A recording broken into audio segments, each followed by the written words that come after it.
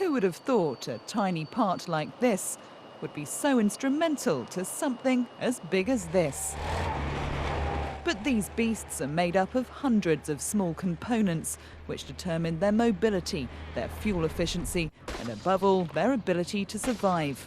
But a large fleet of outdated tanks is still in use within the former Eastern Bloc.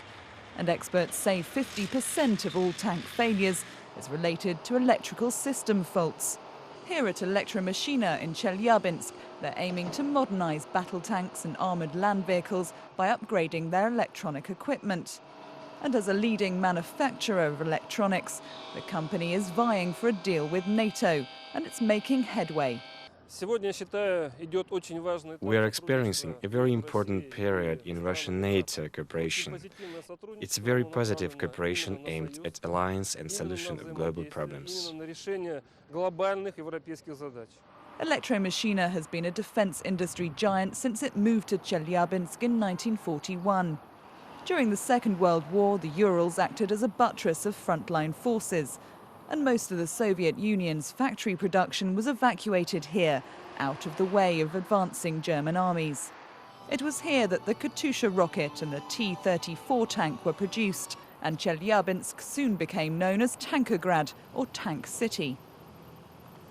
The past 2 years, Russia's increasing political and economic stability has led to a reform of the defence industry into a business structure.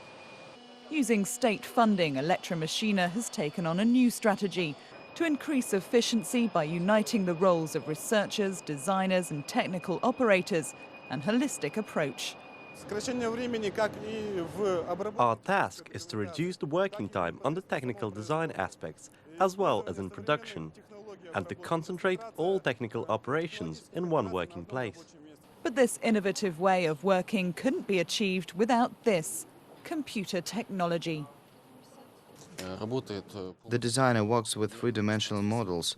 The systems allow him in a short period of time to design the details, to check their assembly and to check how they function using paperless technologies. 3D printers help promote efficiency and reduce costs. Moulds made from silicon or plastic instead of metal are cheaper and less time-consuming. By the end of the 1990s, Russia's defence sector was struggling to survive. But since then, it's come a long way.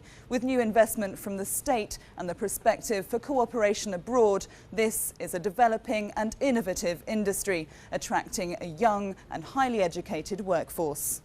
Elektromashina is proud to be nurturing young talent. The young generation is the country's basis, and they are its future. The level of love for our country is very high, and among the young it's rather patriotic to work at a defense enterprise.